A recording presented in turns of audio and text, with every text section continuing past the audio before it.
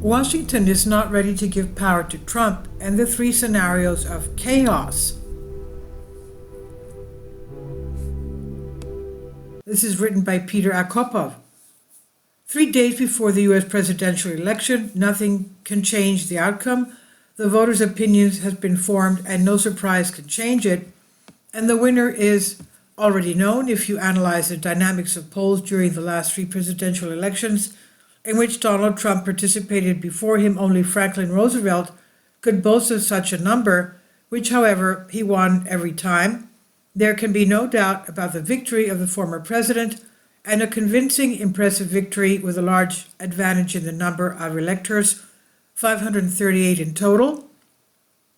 Trump's position in the 7 swing states, and they are the only ones that determine the outcome of the election, is much better now than in 2016, when he won the election, and noticeably stronger than in 2020, when he lost to Biden in some of those states by narrow margins. The polls don't tell the true picture simply because some of Trump's voters can be described as secretive. They don't advertise their sympathy for the billionaire. The behavior of the American establishment also indirectly shows that the lords of life see the real balance. It's not coincidence that in recent days several influential American publications refused to support any of the candidates, although such a tradition has existed for several decades, and there's no doubt that their sympathies are now with Kamala Harris. Therefore, the ostentatious abstention is actually a verdict for the current vice president. Even her most ardent supporters, aka Trump haters, do not believe in her victory. However, it's impossible to clearly predict what will happen on November 6th, the day after the election, when the results are in. There are different versions of events. The first and most unlikely is Kamala Harris wins. Don't ask how. Well, it just happens, and the Democrats' nominee wins the election by a narrow margin, wresting some of the 7 swing states from Trump. All the showbiz stars are congratulating the vice president. Europeans are rejoicing. Silicon Valley is happy and celebrating. But Trump and his supporters will not accept this outcome. They will start challenging the results in the courts of the 2 or 3 states that decided the election, asking for a recount. And if the courts lose or the recount does not change the name of the winner, the Trumpists will be sure that the election was stolen from them for the second time in a row, and they will organize and march on Washington, peaceful march to the Capitol to lobby Congress and demand justice. And unlike in 2020, everything will be organized much more seriously.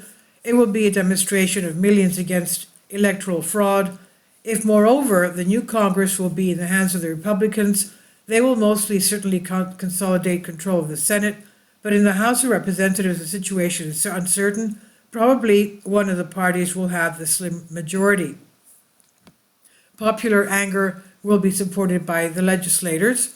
The thermometer will come if several Republican-controlled states announce their doubts about the election results and refuse to recognize them, asking Congress and the Supreme Court to intervene. Under these circumstances, Congress may not approve the election results, especially if Republicans control both houses.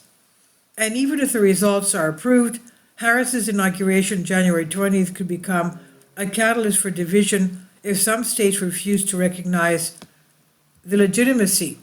Trump will travel the country, gather crowds of supporters, speak at rallies, and will demand a review of results and complicate the work of new administration. Who will stop him from holding his own mass rally January 20th at the same time as the ceremony Harris' inauguration, not to be declared president but to show popular support?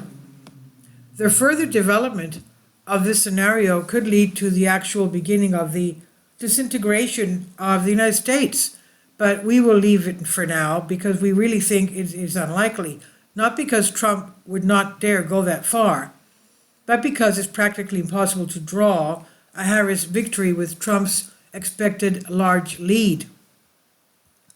So another scenario is much more likely, almost like a mirror, according to which the victory of Trump will be followed by the same the chain of events, only on the side of the Democrats.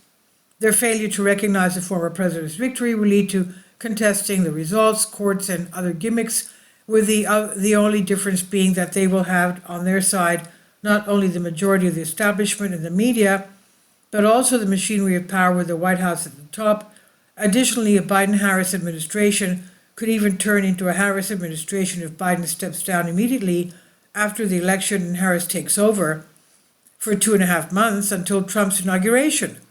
Well, no, if their election results are disputed, the courts are delayed, Congress is divided to the point where a majority of the Senate is pro-Trump and a majority of the House is pro-Harris and can't approve the election vote, Harris's reign could drag on.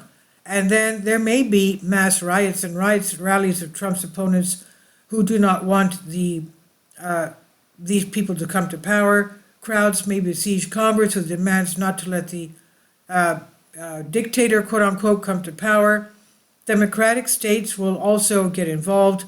New York and California will announce the non-recognition of Trump as president, which will actually be the first rehearsal for the possible collapse of the U.S.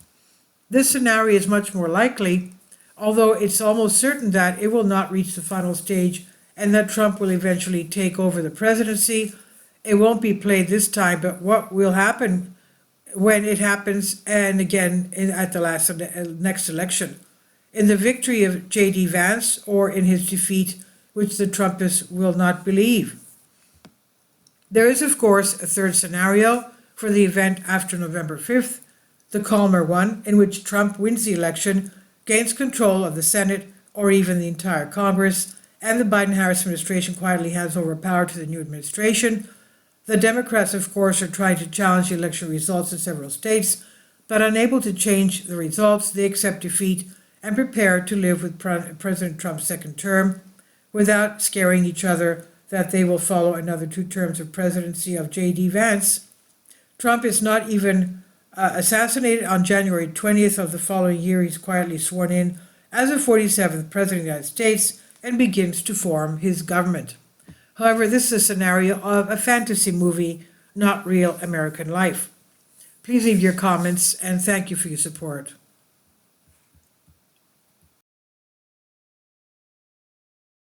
Support my Patreon account. The daily posts are 5 videos daily, and they are totally different from what I have on my YouTube channel. Thank you so much for your support and that you find all my content so interesting. You'll find the Patreon account details in the description box below.